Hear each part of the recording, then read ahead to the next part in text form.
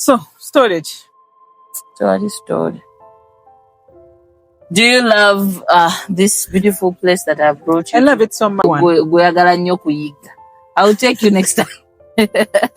Ani agala okuyiga era njiga biki? I'll take you next time to yige. Njiga oyiga biki woba oyiga? Woba oyiga. Tujagenda tuyige ensiri. Oyiga n'ensiri. Ennaku zibali abantu abayiga n'ensiri. Ennaku zino guno omulembe nga teguyitidde. Guyitidde. Now what are you going to hunt? Bagenda kuyigga ensowera. What are you going to hunt? Tebulaga maaso eyo. Mujja kuyigga ensowera n'eminya n'ebikere. Byonna. Kwa munange muba mukisusiza bususi. So today eno munnaye, first we're enjoying the breeze, we're enjoying the day. It's a beautiful day. Have you seen the birds? So lovely. My wonder is, why are they black? They remind me of those horror movies. Leka nawe toyogera ku horror movies. Oba kakati n'obunyonyi oyagala buyiga engeri gy'oyiga ensiri kakati olaba betugenda kuyiga. Olaba nnyama njereere. N'ebyo bya black ennyama ebeera ewooma ebyo. Walyako kanyonyi? No. Tolyanga kanyonyi kati waki oyogeranga enkoko si kinyonyi. It's a bird, but I mean these birds buno obubuuka. Obubuuka. Apart from the hen. No. Abantu balya kanyonyi. Balyako ku mmese. No. People eat rats, people eat frogs, people eat snakes. I've heard of snakes, but then there's that place there in Nagwa that over it's a meat place. Yeah, they give you like crocodile meat, snake meat, what? I want to go and try those. Why? Exploring. Like, give yourself chance to adventure. Solo.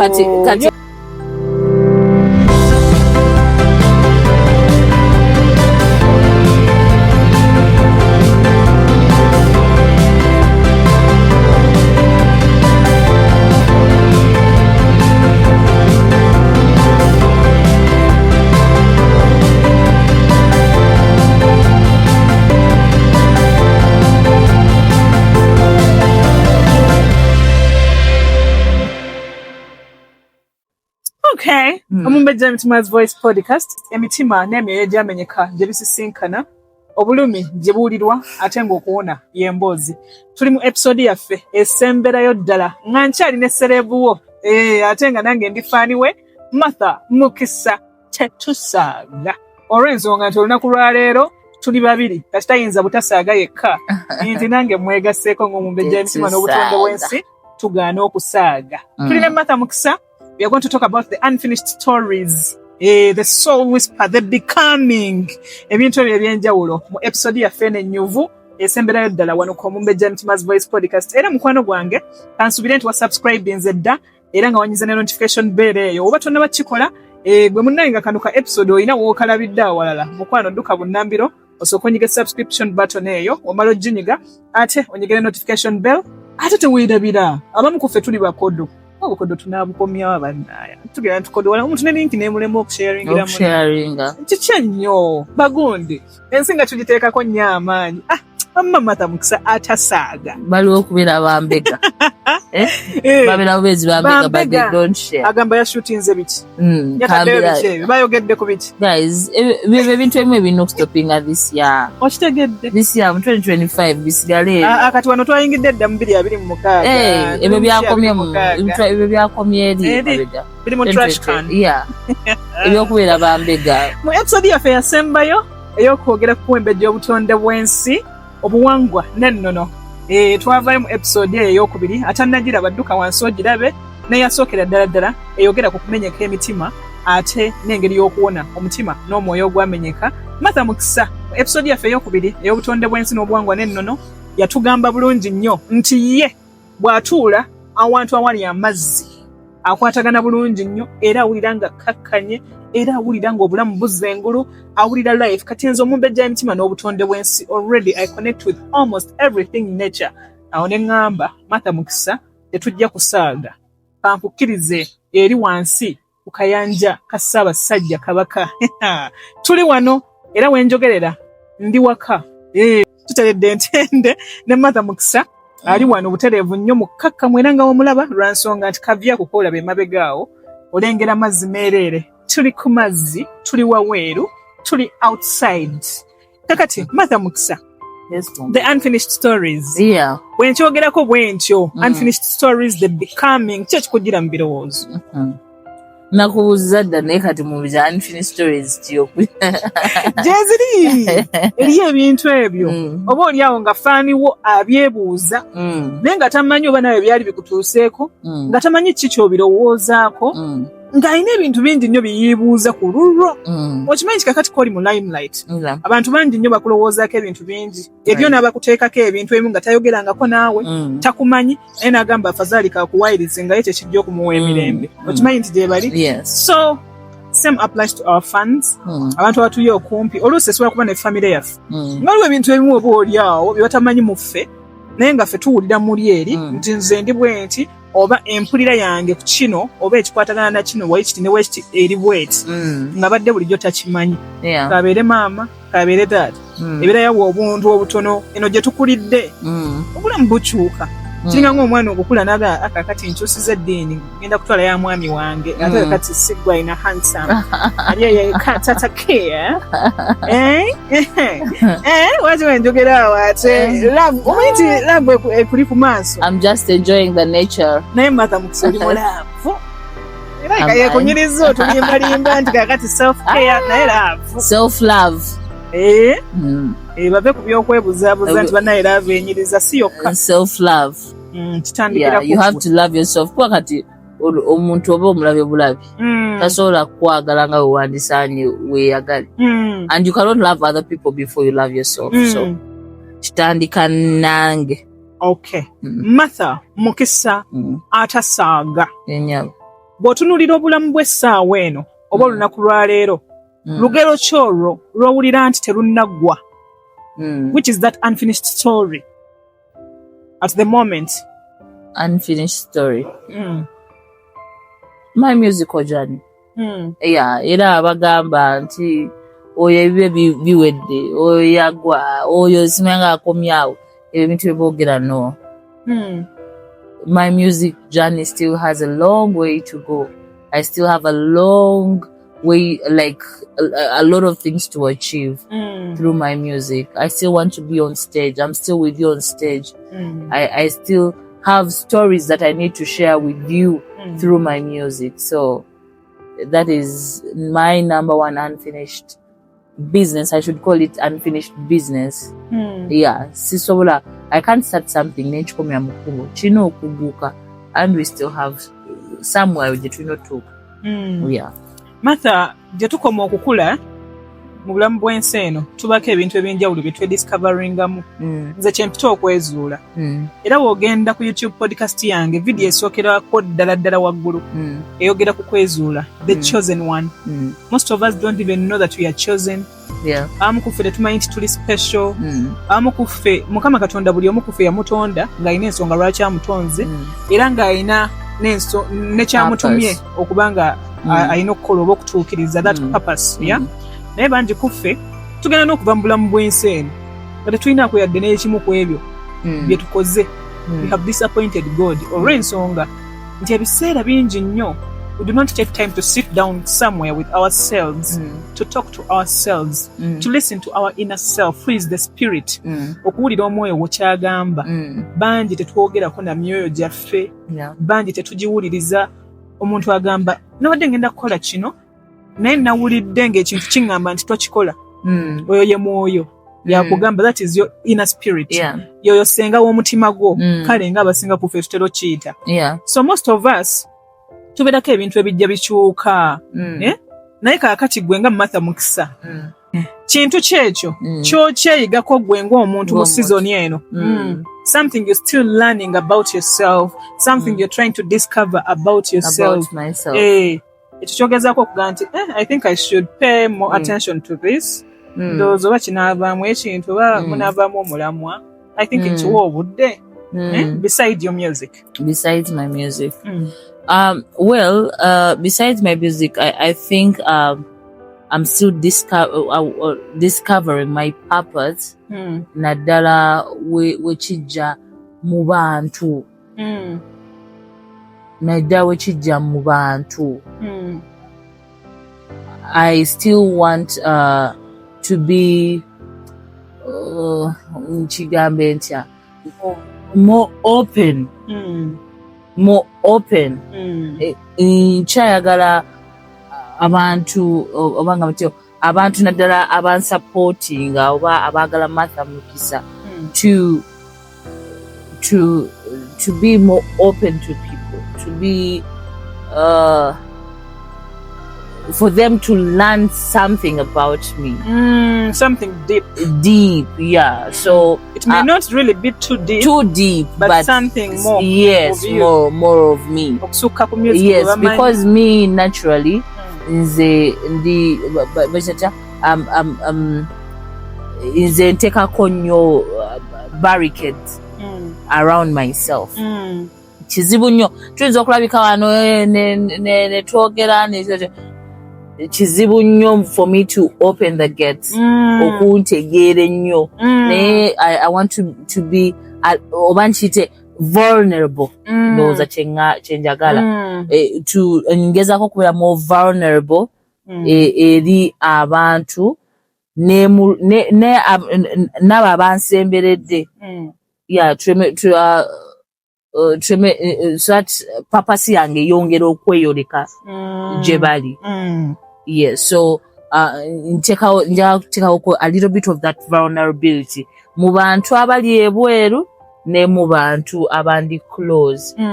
And I think that mu bbanga lino ettono naddala mu bandi close kinyambye okubeera nti I strengthen our relationships over my relationship with them because of that vulnerability. Yes. Nti senga ofunako chance n'obeerako okumpi n'abantu bano oba oli awo abatakutegeera bulungi abadde bakuyita ebintu ebyenjawulo by'otali abatwogerangako naawe wabula abawuliriza eŋŋambo bantu abalala basobola okufuna chance okutegeera ddala Martha Mukisa yaani naawe ne kikuyambako okwongera okwezuula n'okwoleka papasi yange gye bali because abantu abambaddeko wano ku lusegere lwange nga bwe kugambye nti emabega mbadde nga nateekako nnyo kasheera ako naye we nakkirizaako kasheera ako n'enkataamuko kiyambye relationships zino okulaba nti no zikulira ddala n'okulaba nti tutereeza ebyo ebibadde byabikanga ebyamenyeka. Yes. Kakati mu bulamu bw'ensi eno Martha Mukisa waliwo ebintu ebimu ebitutuukako oba ebitugwako naye ne bitugwako nga tulina kufunamu ssomo nga tulina kufunamu kyakuyiga oba oli awo n'okwongera okubikkula obwongo bwaffe nga tetubikudde emitima gyaffe gyokka okusobola okuba nga gitukulembera kuba bangi ku ffe tukkiriza nnyo emitima gyaffe okutusalirawo obwongo ne tubuleka emabega. Kaakati otera okubeera awo n'owulira muli munda ng'obulamu bulinga ng'obukuwa essomo ku bintu ebimu okutuusiza ddala ng'olina ky'oyize nti waliwo ebintu oluusi by'osisinkanye mu bulamu bw'ensi eno n'ogwa ku kintu ne kikubonereza oba ne kikumenya omutima ne kikulumya naye ate n'okomekereza ng'olina ky'ofunyeemu oba ng'olina ky'oyizeemu. Yes, so much. Era mu bintu byenjize ebikintu ebyo nkiyigiddemu ebintu bingi era mu mboozi zaffe zetuba embadde nzija ngamba buli ku bintu ebimu byenjize nga okubeera omukakamu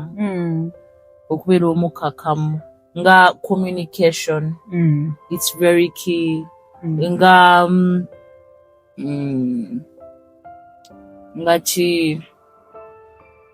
bintu bingi nnyo byenzize nga mbyeyigako about myself nga okusirika kintu kikulu nnyo abamu tukitwalanga like naye okusirika kintu kikulu nnyo not all the time si buli kimu kino kiba kyetaaga response yo ebintu ebimu just olina okubireka bulesi n'ogamba you know what kino bwekiba wekize kankireke omuntu ono waba nkoze bw'ati nkoleki neweewa emirembe you ignore naye nze emabega I have to respond noesanga kati ng'otandise kwejjusa noba nayogedde nnyo oba n'osigala those regrets so bintu bingi nnyo byenzize nga nga bibaako kye binjigiriza. Yes. Kakati mu bulamu bw'ensi eno Martha Mukisa tuyina ebirooto. Kakati gwe olabika walina ekirooto kyo nga kyakubeera muyimbi. Muyimbi omulungi, omuyimbi gwe beegomba, omuyimbi akuba hiiti, omuyimbi buli omu gwe yeesunga okuba nga alabako. Because you love music, it's your passion. So tulina ebirooto bingi, naye ate eriyo n'ebirooto ebirala bye tuba tulina ng'abantu abamu maybe tebabidiscoveringa oba tebabimanyi nti maybe tubirina. Kirooto kyekyo ky'owulira muli eri nti kikyakuyita n'okutuuka olunaku lwaleero. There are some dreams that keep calling us. Naye waliwo that specific dream gy'owulira nti ekyakuyita okutuusa ng'ogibusizza oba ng'ogituuseeko awo n'owulira nti okkakkanya oba nti oteredde. Ateredde. Ebirooto ekikulu nina bingi. Nosobola okwogera cause wabeerawo ekisooka n'ekiddako kiringanga ng'olina omuntu gw'oyagala, olina ebintu by'omwagalamu, naye najja n'ebintu nga 5 byokka. Because none of us is perfect. Yeah. So ne dreams zo nzikiriza zisobola okuba mu egyo emitendera nti omanyi ky'osinga okwagala n'ekikiddako wadde bingi. Ekisookera ddala ekirooto kyange, of course, ekisooka I've always wanted to be a musician. Njagala nnyo okubeera omukyala omufumbo. Kikuyita oba kyakuyita dda? Kimpita. Kikyampita. Kubeera maama. Nembeera maama, nembeera n'abaana bange, nembeera n'omwami wange, naye ng'ate era nkyali mukyala w'amaanyi, omuyimbi, you know. Kirooto nkirina era nakyogerako nga Nkyalina mu ssomero. I was in Kitante. I was an entertainment prefect. Ne babuuza ba leaders bonna mwagala kubeera kaki. Zanye mukanaga ati zajja kubeera omuyimbi ow'amaanyi, naye ng'ate ndi family woman, ndi mukyala mufumbo, ng'ate nina abaana, nga ndi w'amaanyi, ndi ekitegeera. Ate ekirooto ekirala, I want to be a very wealthy businesswoman. So ebyo bye bimu ku birooto ebikyakuyita ng'owulira kikyakuvugira mu matu, kikyakukoowoola nti newoba weebase okirowoozaako nagandayo obudde tebugenze tekindese. Sibirowoozaako nti no bindese, naye nkanya bisabira Mukama ne mugamba Mukama biteekemu ki omukisa, ndage ekkubo, tonzija ku mulamwa, ate wandaga okuyita era simukaayanya. Tinga we nakugambye nti waliwo ebintu ebimu bye navaako ng'omuwala, kati we sikyabikola because I have a vision. I have somewhere I want to be. So yeah.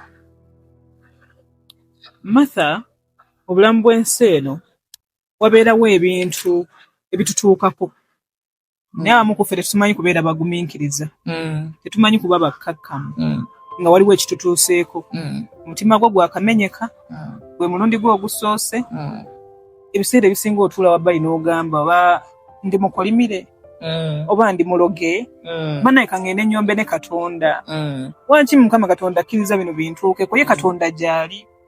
Twogera ebintu bingi nnyo olw'obusungu nti tumenyese emitima, tuyise mu bulumi obw'enjawulo mu bulamu bw'ensi eno, naye gwe nga Martha Mukisa obeera otya omugumiikiriza mu masekati g'embuyaga ng'ebintu tebinnatereera oba nga waliwo ekikutuuseeko?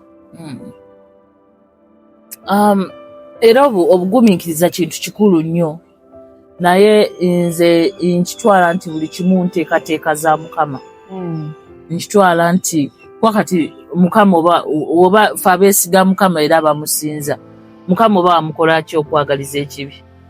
Ekitegeeza abajjeewo kiri ekitali kikyo, ng'ekikyo kikola ki? Kijja. So nze nkitwala nti buli kimu nteekateeka za Mukama. Waba ng'akyakuwadde obulamu, ng'akyakuwadde health, meaning that something better is going to come your way. Sometimes we see, we're not supposed to be the same. Some people are excellent in their marriages. Nafumbirwa ne babeera bonna ne bakola ki? Nate n'obasanga they are not excellent when it comes to business. Ng'ate gwe Mukama yakuwa excellence when it comes to business. Naye oluusi no meeting someone nga si ewuwo. ne ngate gwe oliwo banga oyinayo uwo naye nga ayenda no nakwaki nakuletira abaana ngate gwe ali excellent in business Mukama nakugamba olabirire bana abaana nga you have not, nga it is something you have to do era nakuwa omutima n'obuvumo to do what to do that so we cannot be the same but mu ngeri zaffe zonna Mukama zaatuleetedde tusobola okutuukiriza those purposes waba kuwadde obufumbo can you be a good submissive woman waba kuwadde business can you be a good employer oyo employees bo bakweko okukola bwekokolozi you know can you your business also gitwala up to excellence oba it is corrupt mukola bino sometimes temutuuka na ku mutindo nemukola ebintu ebiri substandard because of money so ekyo kyakuwaddemu osobola okutuusa omuki purpose yo so I feel twandibadde bagumiikiriza naye mu ekyo kye obwasinga obwo bw'olimu obukozeemu ki oli amututte obukozeemu ki because sometimes obadde with someone nga muyombagana he's not doing this and this okay now he has gone can you do something in that moment can you change yourself can you go closer to God can you try out new things can you start loving yourself because there is a reason why even this person has gone away you still have things to about yourself so can you use that moment this kino kize naye nze nkoze ntya okwetereza so that in the next relationship you're looking for you're a better person oliwo yambuza ekibuuzo nangamba gwe okimanyi nti future husband wo oba the right person you're looking for nti asobola okuba nga alina omuntu gwali naye essaawa eno nga balina n'abaana nangamba kisoboka kuba nina byendabyeko nina ebintu byenkuze ndabako nti waliwo omuntu asobola okubeera n'omwami we baatongoza obufumbo bwabwe bulungi nnyo ne bazaala abaana nga 8 naye mbu nga si gwalina okubeera naye waliwo ne gundi nga temuli bafumbo nga ne mutandika okubeera bwena ne muzaala abaana biki omusajja bwe kaseera agamba nno I will get married to you naye n'ameetinga someone in 2 months and they propose to them nga gwe bulijjo weegayirira kati ate naawe ne bakulekawo noganenze alina entumu y'abaana bana 6 ani alintwala ne wajja oli nga talina yadde n'omwana n'agamba nti yayagala ggwe ng'ayagala ggwe w'abaana 6 tubirabyeko yes so everything is possible we just need to give life a chance but even as you give life a chance can you gwe nga gwe omuntu weetunulemu what can I do better and then can you now start looking biki byonoonya mu muntu gwonoonya if you're looking for a partner obinoonya naye gwe obirina maybe it calls for you to work on yourself you know that sometimes yes it is okay naye waliwo sometimes nga omumbejja ekintu kyonoonya ate nga si kiweetaaga ng'onoonya omusajja omugagga naye nga si gwe weetaaga nga tagenda nakwagala naye nga you just need a man who can love you ng'ate gwe omukyala osobola okubeera ne ssente zo ne zibazimba ate omusajja oli n'ayongerako ku ssente ezo you even become more you know so sometimes we even pray for the wrong things can you kusaba then notuukayo nogamba ate omusajja nga nkuba but you just you said you want a rich man he's there sonda naye amukuwadde wasaba mugagga kyokka you said you want a rich man asaddaka he's rich you don't know where he got his money oyagala biwedde kati biibyo okimanyi nti nga tetunneekoona omanyi omuntu amala kwekoona n'alyoka ajjukira okubuuka muganda bw'atyo bw'agamba naye nga tetunneekoona omwoyo waffe ayogera naffe n'atugamba nti kino kiri west ne west nze okusinziira ku nzikiriza yange ng'omumbejja y'emitima n'obutonde bw'ensi nzikiriza nti our inner self our inner person our spirit omwoyo waffe amanyi okutulungamya n'agamba nti naye gundi ekyo kyogezaako okukola si kituufu gundi osaba bw'oti naye olaba oti ate Mukama Katonda olunaku lwayo w'omusabako bw'oti amu ku ffe tumanyi okusaba Mukama Katonda nga tuboggolera mu boggolere tuli banyiivu nnyo you know waki nze tompa bino but even always just asking we never thank him tetwebazaako tetusiima so kakati okujja ku kino ekyokuba nti oluusi tumala kwekoona ekyoka tujjukira okubuuka mwoyo waffe aba yatugamba dda oluusi ku bizibu bye tusisinkana mu maaso awo naye kakati gwe nga Martha Mukisa okkiriza nti omwoyo wo ayina engeri gy'akulungamyamu ebiseera ebimu because some people don't believe and it's not a must for you to believe or even to listen to your spirit so gwe nga gwokkiriza nti omwoyo wo ayina engeri gy'akulungamyamu mu nsonga ezimu. Yes, definitely. Ne lwakuba sometimes tubikama tugafe n'otamuwuliriza okimanyi that sometimes nga buli kimu olaba mu nnyumba kikulemesa okufuluma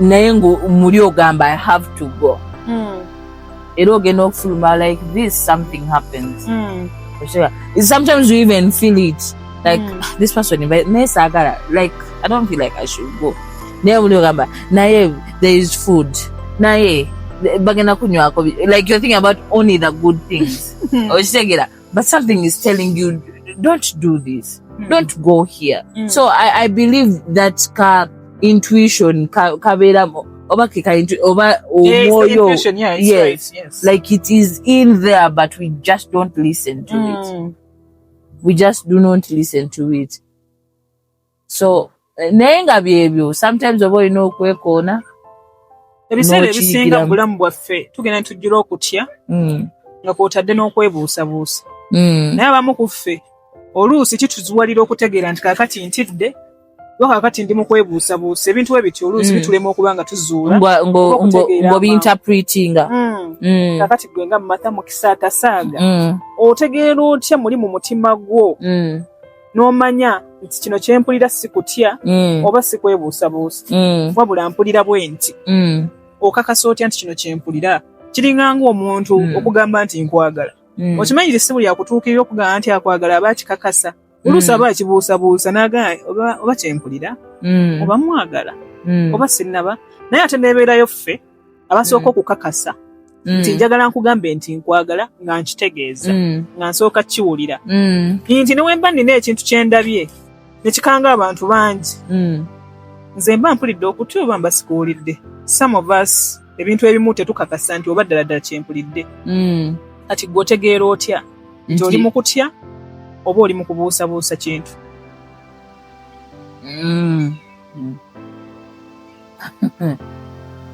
si kyangu anyways it's not something easy naye first of all nze ng'omukkiriza I should tell you is that era neesiba ku Katonda nze ebyange ebisiga neesiba ku Katonda musaba andage at least kandageyo ka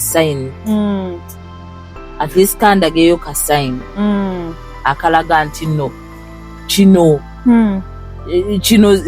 si kikyo oba siri erinekuwa olina okutwala era mazima ddala ogenda okwesanga nti nga waliwo ebitagenda bulungi oba nga waliwo ebitatuukirira so those are some of the things nti nga wenagaye muno sometimes you don't know what to ask nti omuntu ajja gy'oli but you cannot even ask like God this person has come my way but please can you show me if this is the right person for me so then ndosera wabeerawo bu red flags ebintu nga ggwe by'otayagala kati mu butuufu tosobola kuba nga waŋŋambye ebirungi byonna nga tuli fembi nga tuli ku date let me say it's on a date first date nga wataase ebirungi binene ngambye yes naye ne wabaawa omuwala ajja n'akugamba owaayo obedda nkulinda oli wano ntegeererawo that there is wano omuntu ono gwendi naye ayika muntu wakugattagatta ekyo kitwala nti checking ejeridde nti no there is definitely a flag there. Yes. Okay.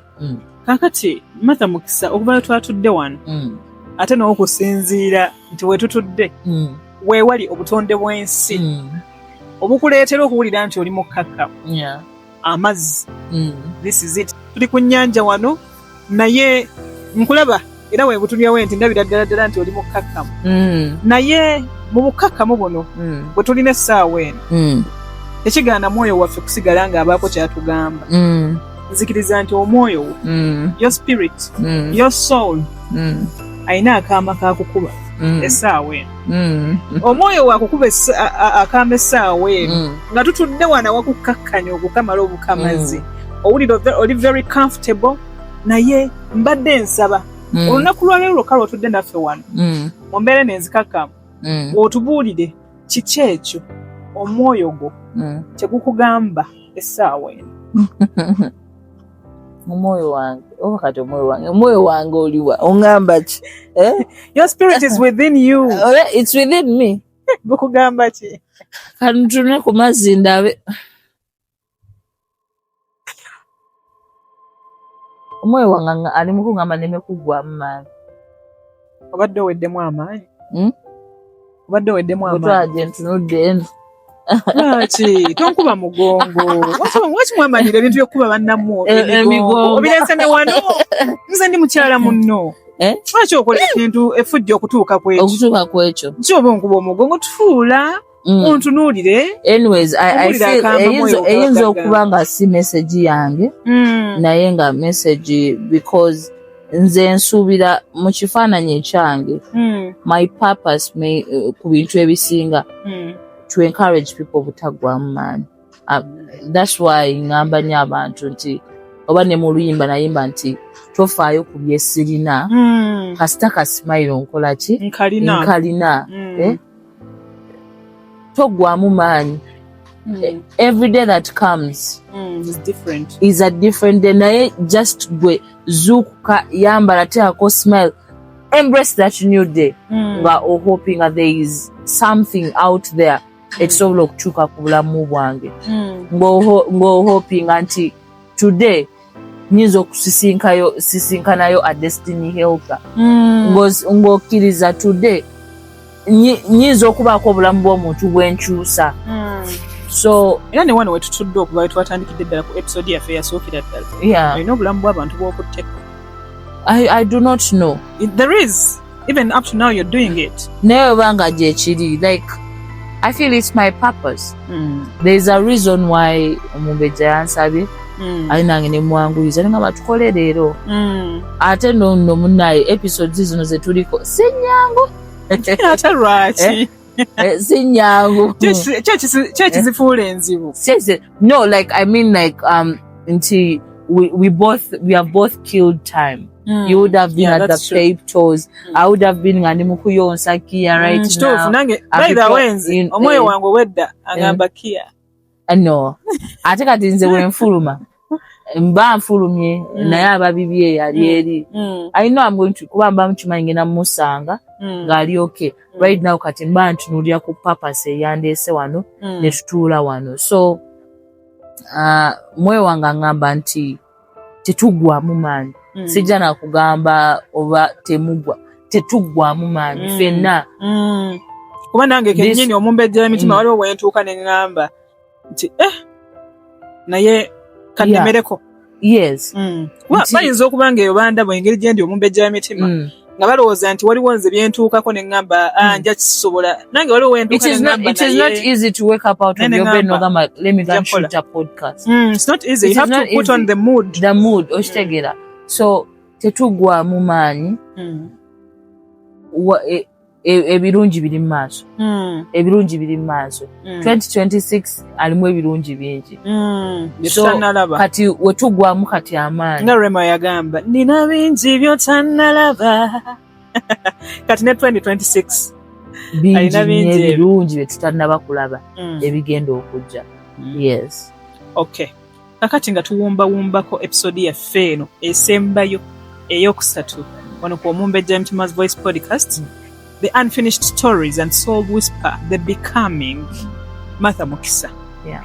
Eddoboozi lyo olunaku lwa leero singa lituuka ku muntu eyamenyekamenyeka edda eyakamenyeka omutima essaawa eno ng'ekiwundu kikyali very fresh, omuntu eyeekyawa, omuntu ajjudde okutya, omuntu omwennyamivu mu kadde kano, omuntu omweraliikirivu nga n'okukoowa akooye, oba oli awo ng'ayagala nakwetta, ayagala kweyimba mu muguwa, ayagala kugenda ku dduuka kugula butwa bwa mmese ate ye omuntu abunywe ng'ate baabukolera mmese.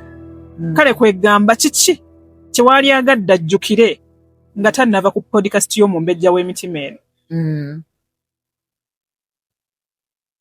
Asobola okuba nga nafaaniwo.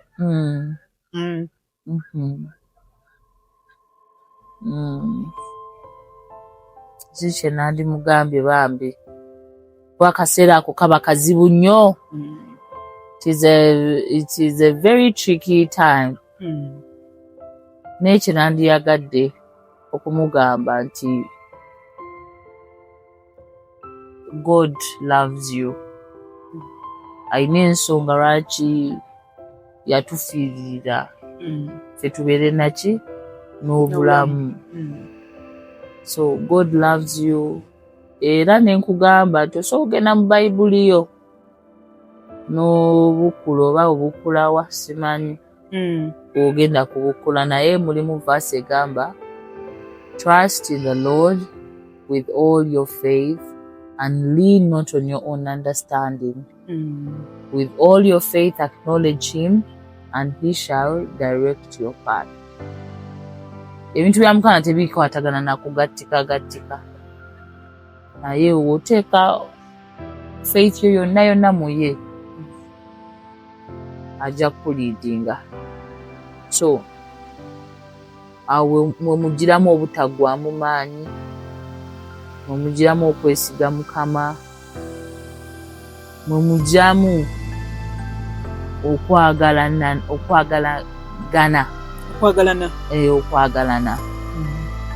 Then ekiramu naye oba olina ekintu ekikusumbuwa si kirungi nnyo all the time Omumbejja okugamba nti no zikaneesirikire n'ebizibu byange.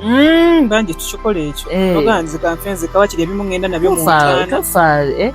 Ate n'ennaku zino nze njagala nnyo embeera ennaku zino eriwo abantu ne bagenda ku online ne bayamba abantu.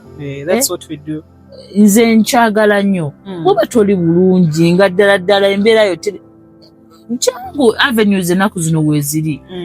Lwaki oba ofiira mu nnyumba? Abalwadde kirungi nnyo ennaku zino batandise okuteekawo amalagala wakuba agamu tegali eddagala. Mu Luganda kiba ddagala. Okuteekawo eddagala wadde awamu bagabbayo. Naye tofiira mu nnyumba ntolina ssente. Ofunye obulwadde. Tolina byakulya waka. Emirimu gibuze abantu ennaku zo bali ku online yoko n'anoonya omulimu. Ogenda okulabira awo someone is offering a job. Tetunyooma mirimu. Obuzibu bwaffe ennaku zino nasoma nnyo nakola ki naye tolina mulimu. Gwe yasoma ennyo tolina mulimu. Tetunyooma mirimu. Osobola otandika ku kalimu we kati ak'okujja wano ng'oyoza engato z'Omumbejja oba ekyo kyogerezaako era waki bayoza zange era si nkyafu nnyo. Leka tugenderaawo. Anyways, osobola otandika mpolampola. Mumbejja wunatandise kampani namba ya podcast. Ogenda okwesaba gwe Omumbejja omweyungizeko wano ng'atandika butandisi gye muviiramu eyo ng'obadde patient nobeera nga yegwe secretary wa kampani y'Omumbejja because you are patient n'omulabamu vision. Naye abasinga ebintu by'abalala tubiganya buganya okuva okuba supporting ate nga mmwe temulina we muli okitegeera. So tulekerawo okunyoma emirimu, tulekerawo okusirika nga tulina obuzibu, you speak out, then tulekerawo okukuuma obusungu, abantu tukuze, someone nobera okay yes I'm sorry to anyone wekiza okuhatinga eyo, naye omuntu yakukola ekintu nga mukyali buto, mukuze, okyanyize, ebintu ebyo bye bitusumbuwa, nogenda gwe nova ku mulimu bakugoba kuba olina obusungu, you even put it ku mulimu gwo, olina obusungu, trauma waliwo gwe nalabye yagambye mbuno tulekerawo ekintu. Yes, I know some people are going through real traumas, but far besibyeko those traumas because we don't want to let them go. Yeah, that's true. We should let go of some traumas. Kibagamba bulijjo webale nnyo. Yes, some traumas tubirekeeyo, ebigambo bigambe munga mu 2016 eno tetubyogera, kuba kati kakule there is that thing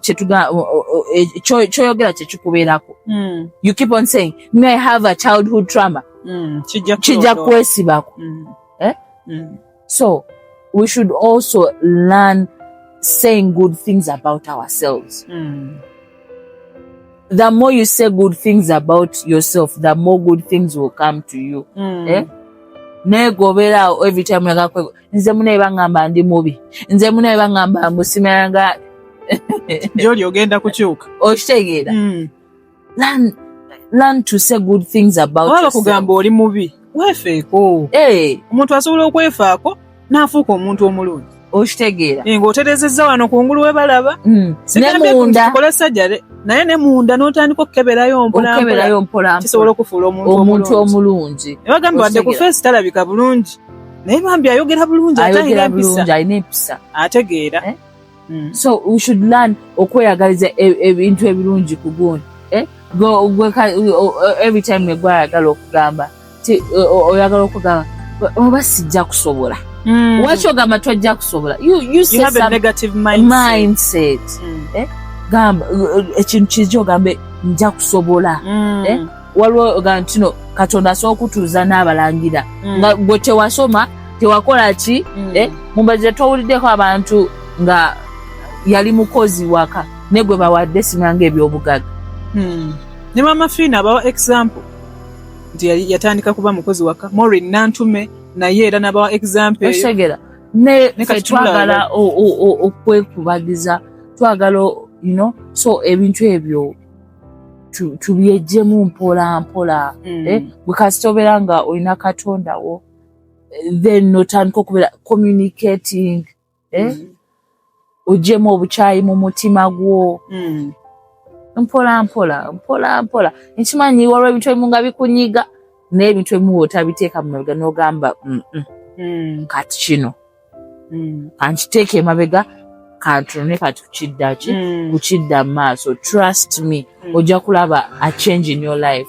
You will see a change. There's some people I say nga ina kitono naye ng'omulaba musanyufu. That's what matters. Nga they have, yes, nga they have little. Nati nosanga someone who has everything nenga tali musanyufu. Nga buli kadde alulunka n'akyayagala, buli kamu akeyagaliza, banna batabayagaliza. Wali abantu bebatabeyagaliza. Naye gwe Mukama akyakwadde, nze waliwo videos ze ndaba. Actually, I think it was a girl, bali bamukolako interview. Ngali mu hospital bed. Nga bamwokya. Naye kati abo bali bamudabiriza nga bamujjanjabyeko. Naye nga alina smile ku face. She's hopeful. Yes. Naye gwe olina amagulu otambula, you got something to eat, you know, but you cannot even be grateful that God gave you a very beautiful weather like this. You cannot even be grateful that your people have eaten tewali wa asiri enjala, but you're there beating yourself up. So let's learn to be grateful, and even nga wembitaddewo awo oleetako ekibulamu mu ggwe kyoleeta. Bw'oba obadde Katonda mutono nnyo mu bulamu bwo, yongera omusembeza. Bw'oba wali wakyaya ab'eŋŋanda bo, then you start coming to us telling us nga mutugamba nze sirina family.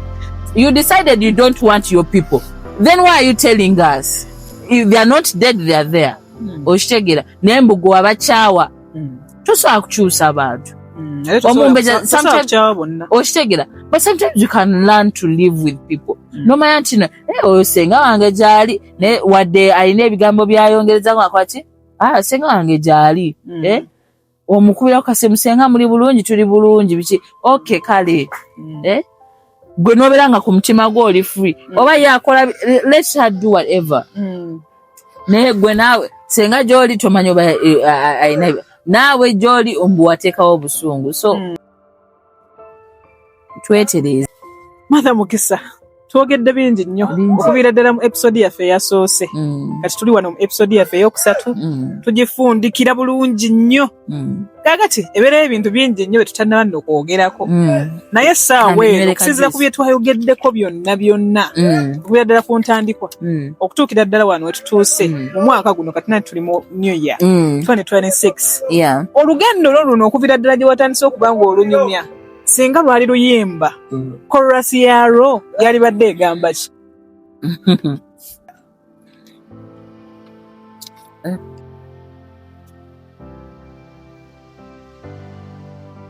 Terulugendo mutali nsozi nokomaawo kali tekaliiko nja kuweekangako bebi nja kwagalanga nnyo bebi bye watwala gy'obize ekinyiriza kiri mu ggwe naye nga akasinga obukulu kali eri teri lugendo mutali nsozi teri lugendo mutali nsozi ate olugendo lwonna woyagala okulutambula we bati mbugwe nga togiramuko luba terunyuma luba terunyuma luba terunyuma oba tolina nakyoyigamu kiringa okubeera mu relationship naye ng'olinganga gwe batambuliza ku mateeka nga you cannot be yourself toyinza kunyumirwa. That's what she's trying to say. That's why I was even saying like it is okay to be vulnerable. Obereko vulnerable. That means you're not being real. I know that sometimes life can teach us to inako cage, but it is okay to be vulnerable with some people that you feel comfortable with. Of course, yeah, but with some people that you feel comfortable with. So, okay, Martha, on your midday, I've enjoyed every episode, every single bit of it. Banji batulaba. Kakati beebuuza kakati nze okukyalako Omumbejja Mitima's podcast kyetaagisa ki eriyo n'abalala munnange nga tonnaba kujja be nali natuukirira oli n'agaana nga sita nagamba nedda Omumbejja nze nakugambye buli kimu kibeerako n'obudde bwabo ate time ejja kutuuka nze kyoba I prophesied something here I told people Omumbejja started something naye kigenda tuka kigejje nga yeetaaga abakozi. That's true. Kigenda tuka nga bakubira Omumbejja nga omuntu ali mu inbox yeesabira Omumbejja like nandyagadde okole ki onkyalizeeko omuyimbi wange Omumbejja you know because the podcast is people are watching it abantu bayongedde ogyettanira so toskamugwa ekize gy'oli you embrace it ekitanaba kujja let me keep on working more things are going to come so ekyo toba nakutya maybe even within that time si be babadde balina okubeera that's true n'ebirowoozo byabwe maybe si bye ebya podcast that's true yeah so that's why nze nakugambye let's embrace things as they come kitaze gy'oli Tosikamugo. Martha, you have great words. You are exactly the person I needed for this podcast. I really do. Because, of course, sijja kugamba nti ono si kusosolo oba ki naye si kugamba nti nja kugamba ono ntukira ono olw'okuba abantu bamunsabye oba ki nange mba ntunulamu ndabe we naamubuuza ekibuuzo ekikwatagana ne kino kinaamuyisa bulungi kinaakwatagana naye anaasobola okunnyonnyola abantu mu butuufu bwakyo nga bwe nkimubuuzizza oba ajja kugaana tugende okukomekerera okumaliriza podcast nga talina kyayanukudde ekyo nakyo kisoboka okubaawo so era nange bwe mba ndeeta abantu I do not bring abo bensobola okukwatagana nabo obulungi nga ggwe but then n'abalala mba nsobola okubaleeta however sometimes endowooza otunula n'ogamba ono yeekuumye bw'ati atambula bw'ati the way you carry yourself also matters Martha Mukisa weekutte bulungi otambudde bulungi oyambala bulungi sinnakulabako nga bwetyoboola nti ovuddeyo oyombye n'omuntu yengeri emu gye nnyongedde okunyweza ennono zange ate onyumira gomesi simanyi oba eriyo omuntu omulala nyambala bulungi ate ngenda kwongera ate nkisusse mu kwambala obulungi amiina bannange webale kujja Omumbejja Mitima's Voice podcast tuli basanyufu nnyo era tusiimye nnyo okuba nti osobodde okutwegattako wano ku Omumbejja Mitima's podcast era mukwano webale nnyo webalire ddala kutunyumiza okuviira ddala gye twatandikidde eriyo abantu ab'enjawulo eyo b'okutteko eriyo abalina kye bakuyizeeko ekipya olunaku lwaleero abadde beefuula nti bakumanyi kakati bakutegedde nti kiri kye babadde bamanyi si kyekituufu Martha Mukisa y'ono bino bye bimukwatako naye alina experiences ez'enjawulo mu bulamu bwe something like that kakati nga tonnaba kugenda wabeerayo akatalekeka byonna byonna bye waali agadde okubuulira abo batannaba kujjako wano ne bafaani bo bennyini nnyini baali agadde okubaako tebawulira Martha Mukisa atasaaga kaabagamba nga tannaba kuva wano bannaaye ekisookedda njagala kubebaza mwebale kubeerako ku Omumbejja's podcast mwebale kumuwagira then nembabaza okuwagira Martha Mukisa mwebale kunjagala mwebale kunsupportinga mu byonna byonna byenkola music wise omutali music thank you so much I have music that is out musobola ogenda ku YouTube channel yange nkozesa Martha Mukisa you can go on my TikTok you do challenges I really do appreciate that and I repost as well. You do challenges. Mugendayo ne mumpa ne ku birowoozo. Ba mulina ebirowoozo oba wali ba writers omwine ennyimba mwagala zitunda mwagala nyimba ennyimba you go there. I know ennaku zino the world is so round like this temwesanga n'abantu tosobola kumanyayo so I think basically that's it. Otherwise happy new year. Otherwise I love you so much. And stay blessed. I love you. Yes, Omumbejja Mitima's Voice podcast bwetyo tambudde ne episode yaffe esembeeyo ku Martha Mukisa atasaaga nga leero ku luno abadde atudde nange Omumbejja Mitima nga tetusaaga siyinza kubimulekamu yekka healing through voice, truth, nature and soul. Ayisinkana omulundi oguddako nga nina omuntu omulala gwe nkuleetedde oba oli awo oyinza okuba nga omumanyi oba nga tomumanyi.